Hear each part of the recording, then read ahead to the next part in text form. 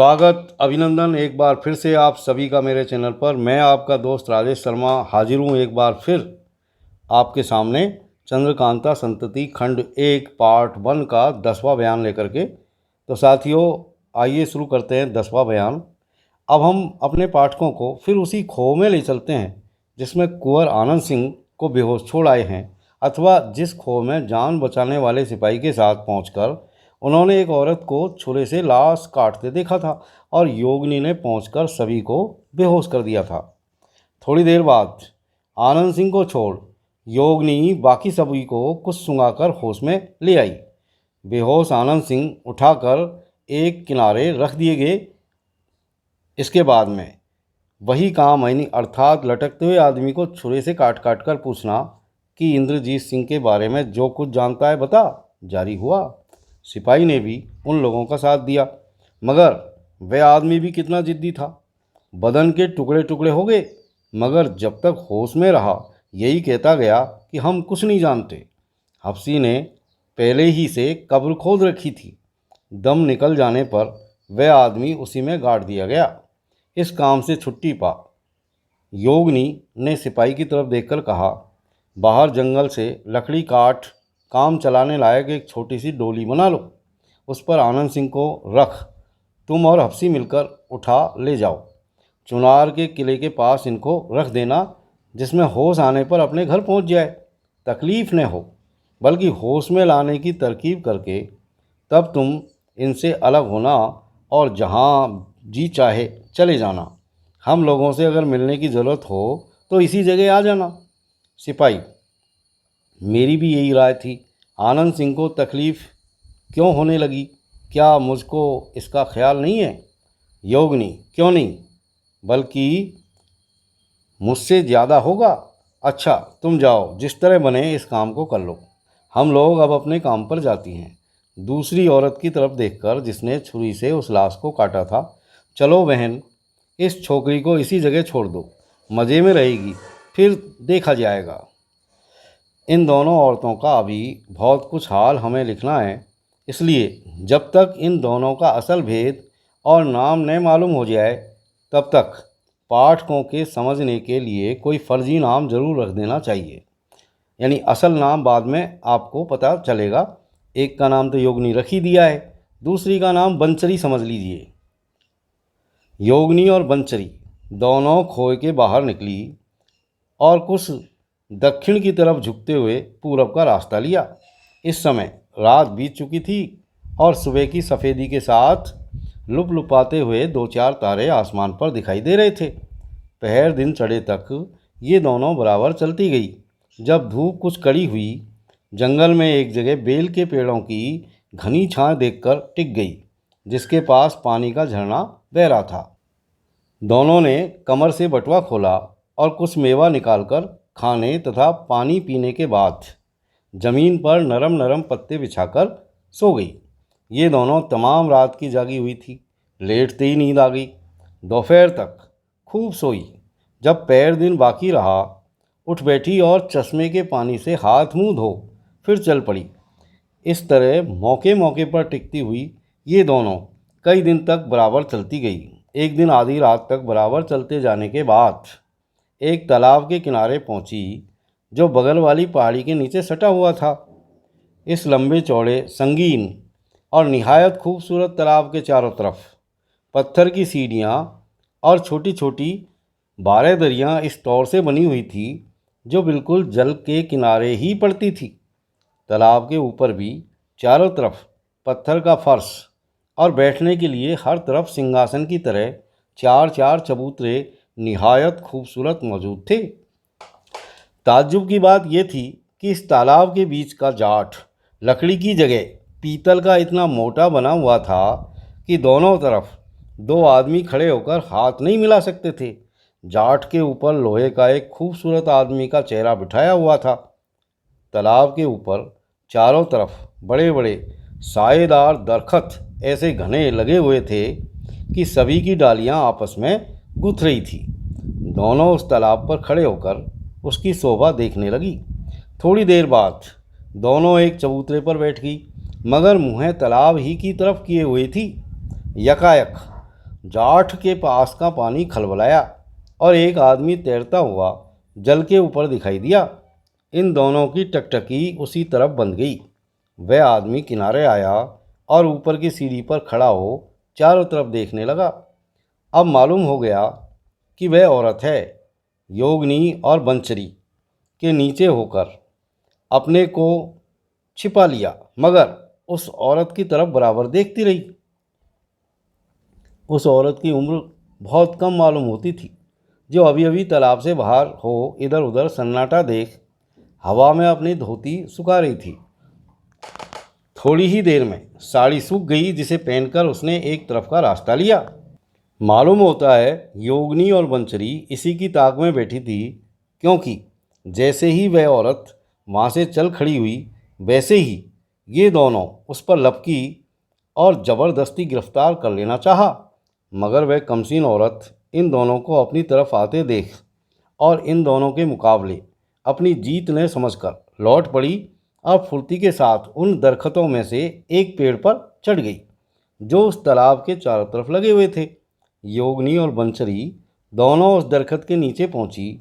योगिनी खड़ी रही और बंचरी उसे पकड़ने के लिए ऊपर चढ़ी।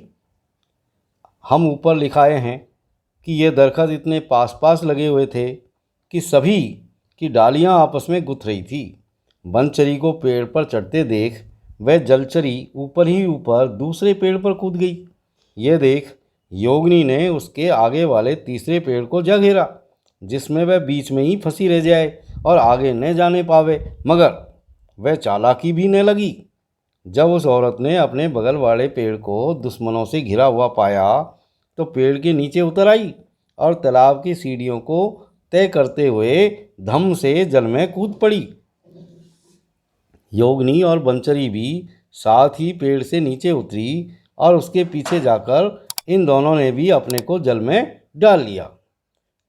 साथियों, अब देखेंगे हम 11वां बयान। अब 11वां बयान शुरू करने से पहले एक निवेदन ये कि यदि आप मेरे चैनल पर एकदम नए व्यूअर हैं तो प्लीज़ चैनल ज़रूर सब्सक्राइब कर लें, और इस कहानी को अच्छे से समझने के लिए आप मेरे पिछले वीडियो भी देख लें। इसके अलावा आप कमेंट करें और अपने प्यार और सपोर्ट को इसी तरह मेरे साथ बनाए रखें। तो आइए शुरू करते हैं। सूर्य भगवान अस्त होने के लिए जल्दी कर रहे हैं। शाम की ठंडी हवा अपनी चाल दिखा रही है। आसमान साफ़ है, क्योंकि अभी अभी पानी बरस चुका है और पछुआ हवा ने रुई के पहल की तरह जमे हुए बादलों को तुम कर उड़ा दिया है। अस्त होते हुए सूर्य की लालिमा ने आसमान पर अपना दखल जमा लिया है और निकले हुए इंद्रधनुष पर जिला दे उसके रंगदार जौहर को अच्छी तरह उभार रखा है। बाग की रविशों पर, जिन पर कुदरती भिस्ती अभी घंटा भर हुआ छिड़काव कर गया है, घूम घूम कर देखने से धुले धुलाए रंग बिरंगे पत्तों की कैफियत और उन सफ़ेद कलियों की बहार दिल और जिगर को क्या ही ताकत दे रही है, जिनके एक तरफ का रंग तो असली, मगर दूसरा हिस्सा अस्त होते हुए सूर्य की लालिमा पड़ने से ठीक सुनहला हो रहा है। उस तरफ से आए हुए खुशबू के झपेटे कह देते हैं कि अभी तक तो आप दृष्टांत ही में अनहोनी समझकर कहा सुनी करते थे, मगर आज सोने और सुगंध वाली कहावत देखिए। अपनी आँखों के सामने मौजूद ये अधखिली कलियाँ सच किए देती है। चमेली की टाटियों में नाजुक नाजुक सफ़ेद फूल तो खिले हुए हैं, मगर कहीं कहीं पत्तियों में से छनकर आई हुई सूर्य की आखिरी किरणें धोखे में डालती है। ये समझकर कि आज इन्हीं सफ़ेद चमेलियों में जर्द चमेली भी खिली हुई है, शौक भरा हाथ बिना बढ़े नहीं रहता।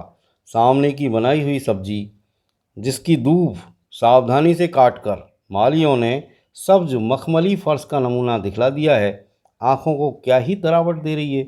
देखिए, उसी के चारों तरफ सजे हुए गमलों में खुश रंग पत्तों वाले छोटे छोटे जंगली पौधे अपने हुस्न और जमाल के घमंड में कैसे ऐंठे जाते हैं।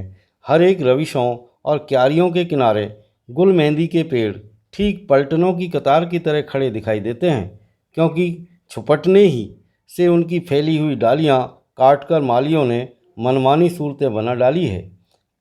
कहने ही को सूरजमुखी का फूल सूर्य की तरफ घुमा रहता है, मगर नहीं, यहाँ तो देखिए सामने सूरजमुखी के कितने ही पेड़ लगे हैं, जिनके बड़े बड़े फूल अस्त होते हुए दिवाकर की तरफ पीठ किए हसरत भरी निगाहों से देखती हुई उस हसीन नाजनीन के अलौकिक रूप की छटा देख रहे हैं, जो उस बाग के बीचों बीच बने हुए कमरे की छत पर खड़ी उस तरफ देख रही है जिधर सूर्य भगवान अस्त होते दिख रहे हैं। उधर ही से बाग में आने का रास्ता है। मालूम होता है वह किसी आने वाले की राह देख रही है। तभी तो सूर्य की किरणों को सहकर भी एकटक उधर ही ध्यान लगाए हैं। इस कमसिन परी जमाल का चेहरा पसीने से भर गया, मगर किसी आने वाले की सूरत ने दिख पड़ी। घबराकर बाएं हाथ अर्थात दक्षिण की तरफ मुड़ी और उस बनावटी छोटे से पहाड़ को देखकर दिल बहलाना चाहा, जिसमें रंग बिरंगे खुशनुमा पत्तों वाले करीटन, कोलियस, बरबीना, बिगुनिया, मॉस इत्यादि पहाड़ों पर के छोटे छोटे पौधे बहुत ही कारीगरी से लगाए हुए थे और बीच में मौके मौके से घुमा फिराकर पेड़ों को तरी पहुंचाने और पहाड़ी की खूबसूरती को बढ़ाने के लिए नहर काटी हुई थी। ऊपर ढांचा खड़ा करके निहायत खूबसूरत रेशमी जाल इसलिए डाला हुआ था कि हर तरफ की बोलियों से दिल खुश करने वाली उन रंग बिरंगी नाजुक चिड़ियों के उड़ जाने का खौफ न रहे जो उनके अंदर छुड़ी हुई है और इस समय शाम होते देख अपने घोंसलों में जो पत्तों के गुच्छों में बनाए हैं जा बैठने के लिए उतावली हो रही है। हाय, इस पहाड़ी की खूबसूरती से भी उसका परेशान और किसी की जुदाई में व्याकुल दिल ने बहला लाचार छत के ऊपर की तरफ खड़ी हो उन तरह तरह के नक्शों वाली क्यारियों को देख अपने घबराए हुए दिल को फुसलाना चाहा, जिसमें नीले पीले हरे लाल चौरंगे नाजुक मौसमी फूलों के छोटे छोटे तख्ते सजाए हुए थे, जिनके देखने से बेशकीमती गलीचे का गुमान हो रहा था। और उसी के बीच में एक चक्करदार फव्वारा छूट रहा था, जिसके बारीक धारों का जाल दूर दूर तक फैल रहा था। रंग बिरंगी तितलियां उड़ उड़कर उन रंगीन फूलों पर इस तरह बैठती थी कि फूलों में और उनमें बिल्कुल फ़र्क नहीं मालूम पड़ता था, जब तक कि वे फिर से उड़कर किसी दूसरे फूलों के गुच्छों पर न जा बैठती। इन फूलों और फव्वारों के छींटों ने भी उसके मन की कली न खिलाई। लाचार वह पूरब की तरफ आई और अपनी उन सखियों की कार्रवाई देखने लगी, जो चुन चुन कर खुशबूदार फूलों के गजरों और गुच्छों के बनाने में अपने नाजुक हाथों को तकलीफ़ दे रही थी। कोई अंगूर की टाटियों में घुसकर लाल पके हुए अंगूरों की ताक में थी, कोई पके हुए आम तोड़ने की धुन में उन पेड़ों की डालियों तक लगदे पहुंचा रही थी, जिनके नीचे चारों तरफ गड्ढे खुदवाकर इसलिए जल से भरवा दिए गए थे कि पेड़ से गिरे हुए आम चुटीले न होने पावे। अब सूर्य की लालिमा बिल्कुल जाती रही और धीरे धीरे अंधेरा होने लगा। वह बेचारी किसी तरह अपने दिल को न बहला सकी, बल्कि अंधेरे में बाग के चारों तरफ के बड़े बड़े पेड़ों की सूरत डरावनी मालूम होने लगी। दिल की धड़कन बढ़ती ही गई। लाचार वह छत के नीचे उतर आई और एक सजे सजाए कमरे में चली गई। इस कमरे की सजावट मुखसर ही थी। एक झाड़ और 10-12 हांडियाँ छत से लटक रही थी। चारों तरफ दुशाखी दीवार गिरों में मोमबत्तियां जल रही थी। जमीन पर फर्श बिछा हुआ था और एक तरफ गद्दी लगी हुई थी, जिसके आगे 2 फर्शी झाड़ अपने चमक दमक दिखा रहे थे। उनके बगल में ही एक मसेरी थी, जिस पर थोड़े से खुशबूदार फूल और 2-3 गजरे दिखाई दे रहे थे। अच्छे अच्छे कपड़ों और गहनों से दिमागदार बनी हुई 10-12 कमसिन छोकरियां भी इधर उधर घूम घूम कर ताखों यानी आलों पर रखे हुए गुलदस्तों में फूलों के गुच्छे सजा रही थी। वह नाजनीन, जिसका नाम किशोरी था, कमरे में आई, मगर गद्दी पर न बैठकर मसेरी पर जा लेटी और आंचल से मुँह ढाँप न मालूम क्या सोचने लगी। उन्हीं छोकरियों में से एक पंखा जलने लगी, बाकी अपने मालिक को उदास देखकर सुस्त खड़ी हो गई, मगर निगाहें सभी की मसेरी की तरफ ही थी। थोड़ी देर तक इस कमरे में सन्नाटा रहा। इसके बाद किसी आने वाले की आहट मालूम हुई। सभी की निगाह सदर दरवाजे की तरफ घूम गई।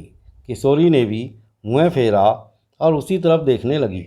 एक नौजवान लड़का सिपाहियाना ठाठ से कमरे में पहुंचा, जिसे देखते ही किशोरी घबरा कर उठ बैठी और बोली, कमला, मैं कब से राह देख रही हूँ, तेने इतने दिन क्यों लगाए? पाठक समझ गए होंगे कि यह सिपाहियाना ठाठ से आने वाला नौजवान लड़का असल में मर्द नहीं है, बल्कि कमला के नाम से पुकारी जाने वाली कोई अय्यारा है, मतलब कोई स्पाई है, जासूस है। कमला, यही सोच के मैं चली आई कि तुम घबरा रही होंगी, नहीं तो 2 दिन का काम और था। किशोरी, क्या अभी पूरा हाल मालूम नहीं हुआ? कमला, नहीं। किशोरी, चुनार में तो हलचल खूब मची होगी। कमला, इसका क्या पूछना, मुझे भी जो कुछ थोड़ा बहुत हाल मिला वह चुनार ही में मिला है। किशोरी, अच्छा क्या मालूम हुआ? कमला, बूढ़े सौदागर की सूरत बन जब मैं तुम्हारी तस्वीर जड़ी अंगूठी दे आई, उसी समय से उनकी सूरत, शक्ल, बातचीत और चाल डाल में फ़र्क पड़ गया। दूसरे दिन मेरी सौदागर की बहुत खोज की गई।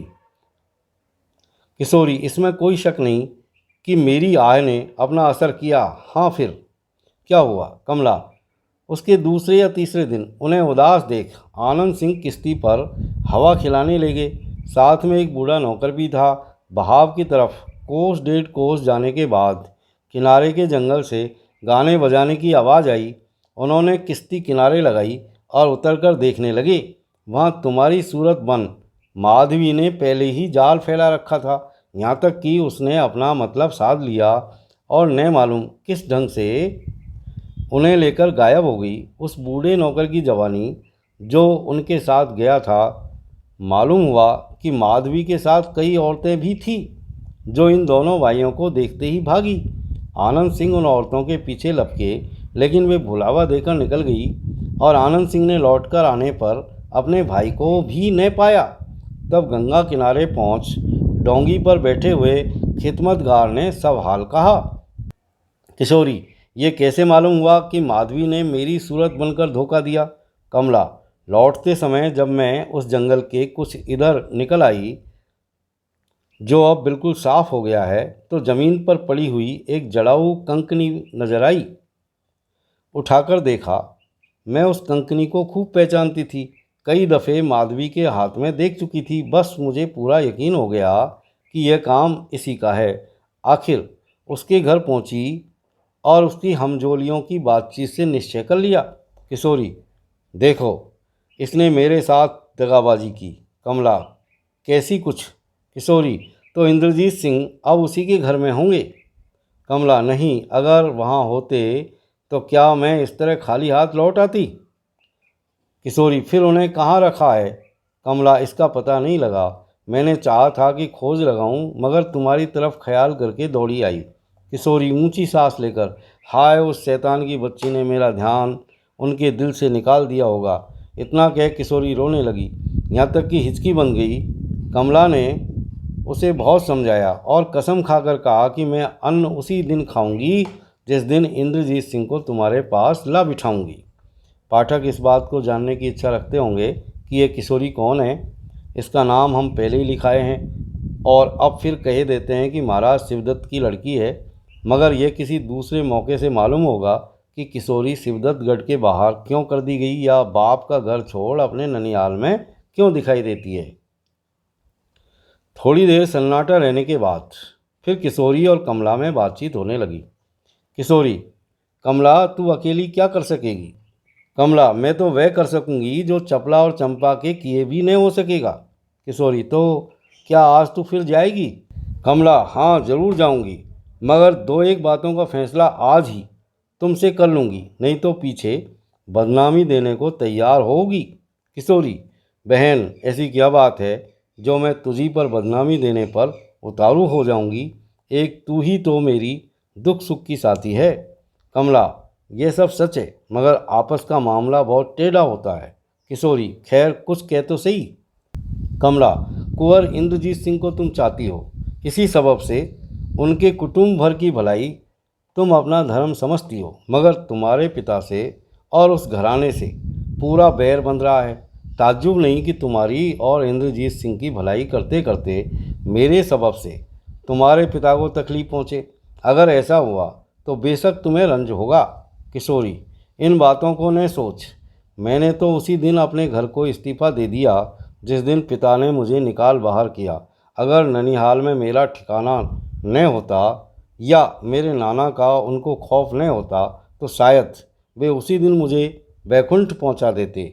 अब मुझे उस घर से रत्ती भर मोहब्बत नहीं है, पर बहन तूने ये बड़ा काम किया कि उस दुष्टा को वहाँ से निकाल लाई और मेरे हवाले किया। जब मैं गम की मारी घबरा जाती हूँ तभी उस पर दिल का बुखार निकालती हूँ, जिससे कुछ ढांढस हो जाता है। कमला, मुझे तो अभी तक उसके ऊपर गुस्सा निकालने का मौका ही नहीं मिला। कहो तो आज चलते चलते मैं भी कुछ बुखार निकाल लूँ। किशोरी, क्या हर्ज है, जा ले आ। कमला कमरे के बाहर चली गई। उसके पीछे आधे घंटे तक किशोरी को चुपचाप कुछ सोचने का मौका मिला। उसकी सहेलियां वहाँ मौजूद थी, मगर किसी को बोलने का हौसला नहीं पड़ा। आधे घंटे बाद कमला एक कैदी औरत को लिए हुए फिर उसी कमरे में दाखिल हुई। इस औरत की उम्र 30 वर्ष से कम नहीं होगी। चेहरे मोहरे और रंगत से दुरुस्त थी। कह सकते हैं कि अगर इसे अच्छे कपड़े और गहने पहनाए जाएं तो बेशक हसीनों की पंक्ति में बैठाने लायक हो, पर न मालूम इसकी ऐसी दुर्दशा क्यों कर रखी है और किस कसूर पर कैदी बना डाला है। इस औरत को देखते ही किशोरी का चेहरा लाल हो गया और मारे गुस्से के तमाम बदन थर थर काँपने लगा। कमला ने उसकी ये दशा देख अपने काम में जल्दी की और उन सहेलियों में से जो उस कमरे में मौजूद सब कुछ देख रही थी, एक की तरफ कुछ इशारा करके हाथ बढ़ाया। वह दूसरे कमरे में चली गई और एक बेंत लाकर उसने कमला के हाथ में दे दिया। कई औरतों ने मिलकर उस कैदी औरत के हाथ पैर एक साथ ही मजबूत बांधे और उसे गेंद की तरह लुढ़का दिया। यहाँ तक तो किशोरी चुपचाप देखती रही, मगर जब कमला कमर कसकर खड़ी हो गई तो किशोरी का कोमल कलेजा दहल गया और इसके आगे जो कुछ होने वाला था देखने की ताब ने लाकर वह दो सहेलियों को साथ ले कमरे के बाहर निकल बाग की रविशों पर टहलने लगी। किशोरी चाहे बाहर चली गई, मगर कमरे के अंदर से आती हुई चिल्लाने की आवाज़ बराबर उसके कानों में पड़ती रही। थोड़ी देर बाद कमला किशोरी के पास पहुंची, जो अभी तक बाग में टहल रही थी। किशोरी, कहो उसने कुछ बताया या नहीं? कमला, कुछ नहीं। खैर कहाँ जाती है? आज नहीं कल, कल नहीं परसों, आखिर बताएगी ज़रूर। अब मुझे रुखसत करो क्योंकि बहुत कुछ काम करना है। किशोरी, अच्छा जा, मैं भी अब घर जाती हूँ, नहीं तो नानी इस जगह पहुँचकर रंज होने लगेगी। कमला के गले मिलकर, देख अब मैं तेरे ही भरोसे पर जी रही हूँ। कमला, जब तक दम में दम है तब तक तेरे काम से बाहर नहीं हूँ। कमला वहाँ से रवाना हुई। उसके जाने के बाद किशोरी भी अपनी सखियों को साथ ले वहाँ से चली और थोड़ी दूर पर एक बड़ी हवेली के अंदर जा पहुँची। हाँ तो साथियों, इस वीडियो में हम इतनी बात करेंगे और अगले वीडियो में 12वें बयान के साथ मैं आपका दोस्त राजेश शर्मा एक बार फिर से आपके सामने हाजिर होऊंगा। तब तक के लिए have a nice time. Thank you very much for watching.